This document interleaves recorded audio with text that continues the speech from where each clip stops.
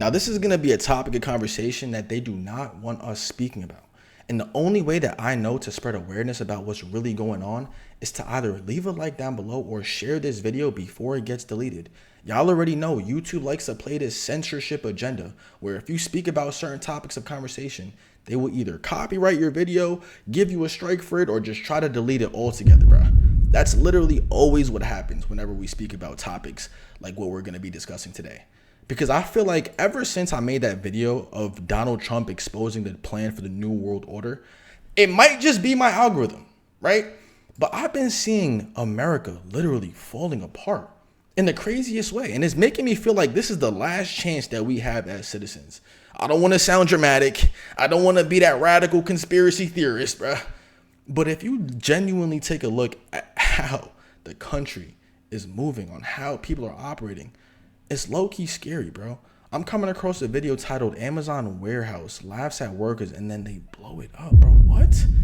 Like, is this literally what it's coming to? And typically speaking, topics like this would be all over the news. Front page, Fox, CNN. The fact that they're not talking about it is what makes me realize they don't want us talking about it. So we're going to talk about it, y'all. Let's get into this video. Share it to as many people as you know to get the word out. But let's get it. This is bad. The reason why this is so important, yeah, just to give you a quick overview, is because this is the type of stuff that literally starts civil wars, bro. I'm not going to be that guy to jump to whole conclusions, but if you pay attention to what's going on in Iran and how that's now affecting people in the United States of America, you can quickly see that workers are fed up. Inflation is at an all-time high. People are literally not being able to eat. It's crazy to see how many times I go to Target and people would ask me, yo, bro, listen, I don't need any money. I don't want to use for drugs or alcohol. I literally just need food. If you can help me buy a can of beans. And I'm not talking about homeless people. I'm talking about obviously like everyday middle class people wearing clean clothes, but they're just like, yo, listen, I don't got it right now. My car just got declined. I don't have any money. I just need a can of beans. That's crazy, bro. That's crazy. Bad news. I do not like this. No one should glorify this, and the people involved in this activity think they're part of some movement. And what nobody's talking about, especially on mainstream news, is that the actions of people like this, as repulsive as they are, they're being cheered coast to coast by people who think this is a good thing because they don't believe that a CEO should make more money than somebody who's not the CEO. And it seems this has kicked off a sort of civil culture war, inspiring a host of other copycats to try and do the same thing. Like this one guy who committed 16 felonies one afternoon after attacking a shopping mall in Ontario, California. But there's a connection between all of these people who likely have no connection with each other. And this is where things get frightening. These folks are being cheered on from the sidelines by armies of anti-American hate mobs who want to see our country fall apart and who've been convinced that socialism is the answer to things like unaffordability, even though it's the states already experimenting with socialism that have the least affordable living costs and taxes in the entire country. But that brings us to the real reason these attacks are happening. You've got a critical mass of people who think that if somebody's successful, something wrong has happened. And they don't see the American dream at all as being their path to success. And instead, they want to eliminate it for everybody. Because to them, if someone else's wealth cannot become theirs through taxes or socialism, they're willing to take matters into their own hands and destroy a legitimate business, putting hundreds of people out of work in the name of what? Affordability and fairness, when the reality is their selfish actions are destroying the very society these people think they're rebelling to protect, forcing hardworking Americans into the unemployment line, as well as the companies that were paying them, who in some cases were paying much more than minimum wage, but now don't exist at all to pay anybody.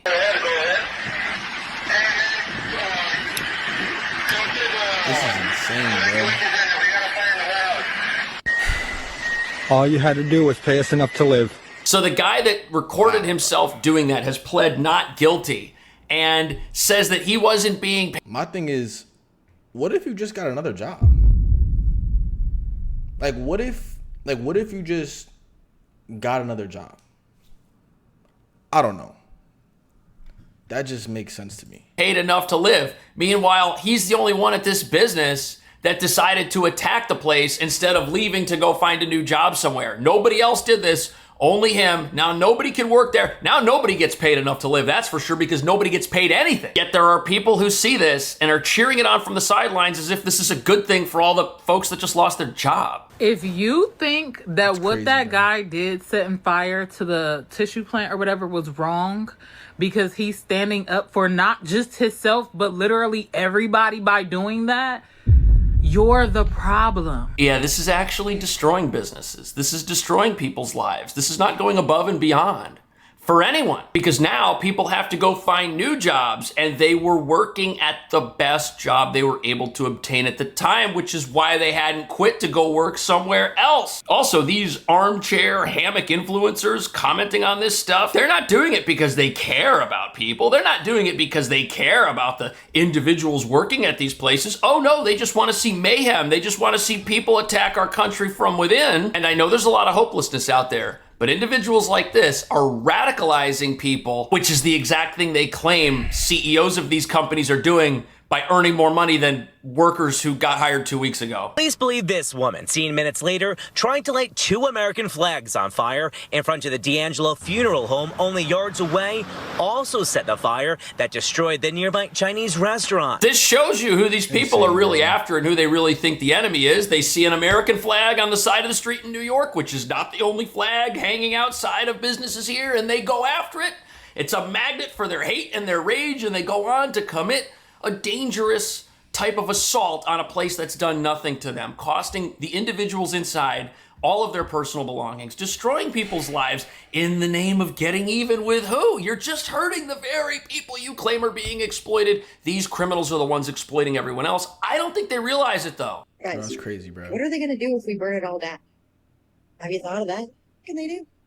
Well, what they can do is press charges. What they can't... My thing is, what will you do, bro?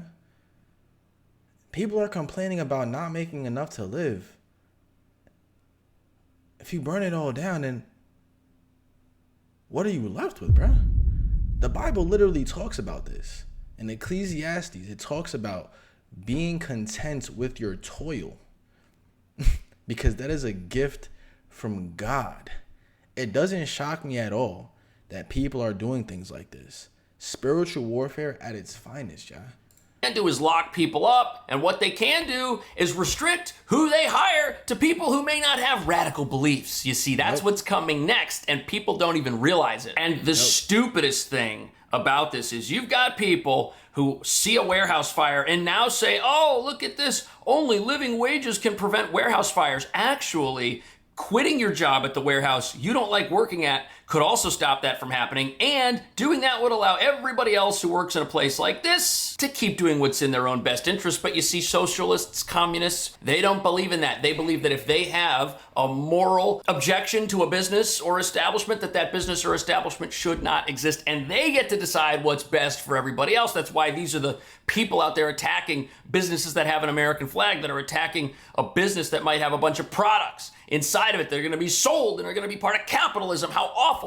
It's all terrible that folks think this way. And here's the other problem with this type of thinking. How does somebody go and get a job at an Amazon warehouse? Well, what happens? They need a job, and they go online and they're looking around for employment opportunities, and they decide to apply to work here. So the person working at a place like this wasn't coerced into coming here. They weren't forced to take this job. They took the best available job that they could find at the time. And when an employee that works at one of these places says, you know what, I've had enough, I hate this place, they do not speak for everyone else when they decide to take matters into their own hands and commit a crime like this. There are many CEOs who started working at the bottom of the ladder, so to speak. Look at the CEO of Walmart. He started off as a teenager, loading trucks. What if somebody burned down the Walmart distribution center he worked at? He would never be CEO of the company. Was he exploited as an employee of the company he now runs? I don't think so, and neither does any other reasonable person. But I get it. I know that there are people working at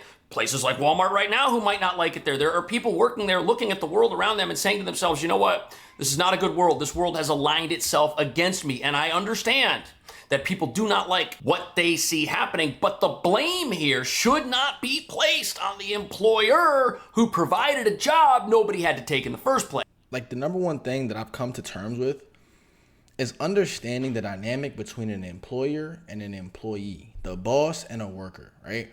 Understand that our value as humans is not determined by how much we get paid. Our value as humans is determined by what we contribute to those around us.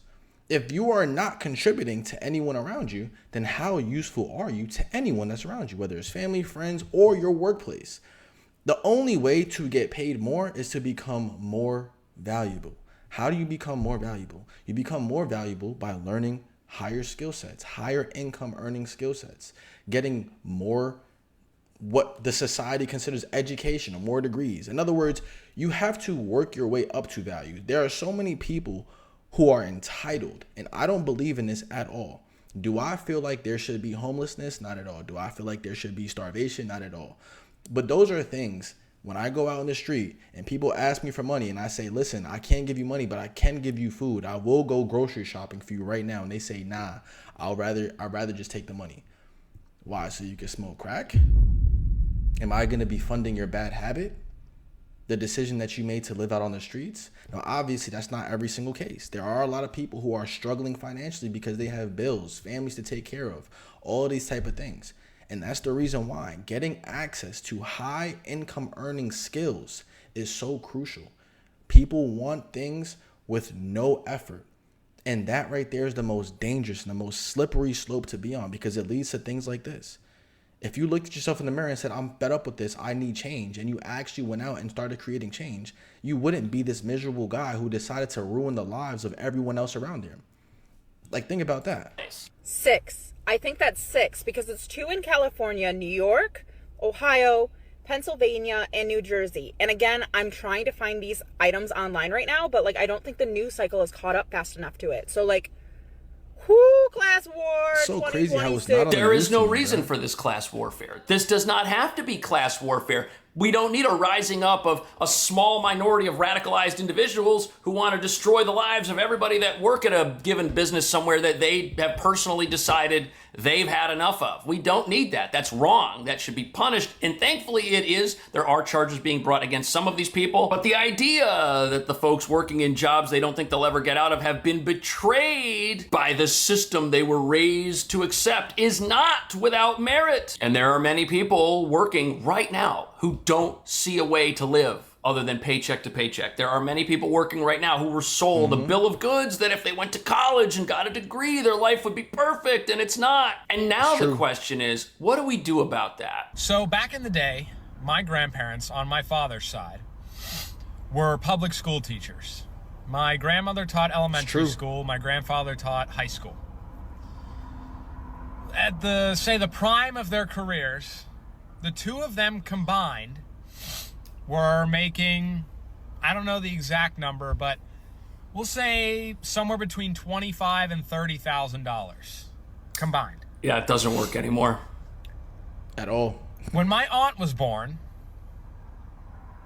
my grandmother retired to raise her 2 children, which meant that my grandfather was now the sole breadwinner in the family. So he was making now, say, $20,000 a year, and I think honestly that's on the high end. But we'll say it was $20,000 a year. On $20,000 in a year, he was able to buy a house, support a family of 4. That's in 1975 though. Like, we're in 2026, yeah. It's not the same. Opportunities were also different. Entrepreneurship was also different. Obviously, with the inflation, it's a major issue. I guess that's the point of this video.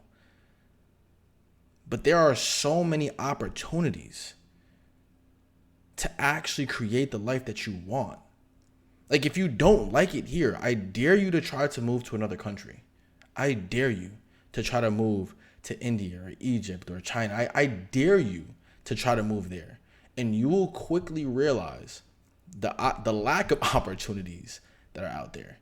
Even people that I know who are living in Bali, living in nice cribs, they don't make their money in Bali. They make their money from social media. My point in saying that is you can create the life that you want to live.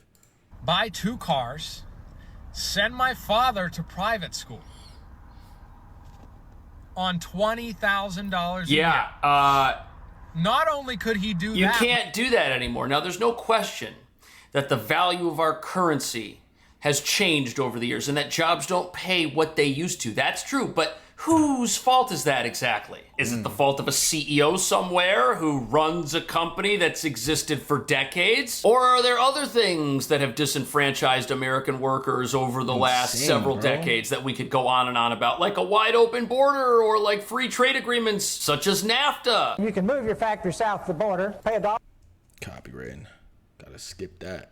Fact that people here don't make as much as they used to, it sure might. And it certainly means that the real enemy here is the government. Not that anyone should do anything against the government, but we should sure be looking at passing laws and doing things to strengthen our economy instead of shipping it overseas. But there have also been technological innovations that have allowed certain jobs to be done remotely because that's just the nature of how things get done. At the same time, every innovation creates a new opportunity somewhere else. But the problem is people in this country have been taught that, hey, look, if you do things a certain way, you go to school, you get good grades, you go to college, you get a degree, doesn't matter what it is, you're gonna make more money than if you didn't, and life will be better than if it wasn't. And then people go that path, a path that has not been fully explained to them, get into debt, owe massive amounts of money on worthless degrees, and find themselves in a no-win situation because the skills they just went about getting weren't actually skills at all, and they enter the workforce as if they never went to a school like that, and that creates hopelessness, but it's because they are being lied to. You know, I was just gonna say that, but I'm gonna let this guy speak, bro, because it's not that people are mad that they're not making the money that they want to make. It's the fact that they've been lied to thinking that they would make a certain amount of money if they did what they were told to do. That's where the frustration stems from. It's not the fact, because if you apply for a job and you complain about what you're getting paid, get another job. Why? Don't go to a job and then demand something. No, go to a job that's going to pay you for what you're fairly being compensated for. But what people are mad about is the fact that they're in a system that they've been lied to. Let's continue. I'm pretty hard on my kids when it comes to them doing well at school and not missing class. One of my kids recently, they turned 16 recently, and they drive themselves to school, and they slept in. And I was so astonished at first. I was like, I cannot believe, like, how does that even happen? Like, if I would have done that when I was a kid, the thought of what my parents would have done to me. And like, but there was a part of me in the back of my head that was like, does it even matter anymore? I'm just like, I'm looking at my kid going, great question. Why are you even in school right now? I know that seems crazy, and I can't really say that to them, but I'm like, does any of this really matter at all right now? Like, what are you even doing? Right. So the context of this conversation, it's talking about the rapid growth of artificial intelligence and technological innovation, which is to a greater degree than ever before, making what people might learn in a classroom obsolete before they even finish learning it. Plus, and that right there is the reason why I'm saying what I'm saying. In these classrooms, you've got people using AI for everything anyways. And this scares people because you've got individuals who say, hey, I was told to believe in the system. I was told to invest in the system. I was told that if I did things the right way, I would get a job that puts me ahead and benefits me. And now all of that's turning out to not necessarily be what I was told. But here's an Now imagine if you were the person who were to use your discernment, follow the right people who can guide you down the right path and actually making a life for yourself, rather than believing, well, everybody who is watching this video knows that the government is corrupt. Why would you listen to what they tell you to do? If you know that the government is corrupt, why would you listen to what they tell you to do, bro? If you know the government is corrupt, why would you listen? I'm asking that question multiple times, so I really want you to think about it. If you know the government is corrupt, then why would you listen to the plan of action that they gave you? Why haven't you sat down and questioned anything? The reason this father just said, why are you in school still? There aren't many people who have critical thinking abilities enough to ask that question, because in their mind, it's you got to go to school. That's just the way it is. And it's like, okay, if that's the way it is, then that's why it's going to be the way it is this year and next year and the year after that, because you've never once questioned or used critical thinking to understand that maybe it can be different, that maybe things can be done differently, that maybe you don't have to follow the path of the 99 You're going to end up in the place of the 99. And maybe if you just take this different route, you will end up where you want it to be. But that thought process has to be taught. Now, I'm going to end this video here. Let me know in the comments down below what you guys think. And I'm going to catch you on the next one, man. Peace.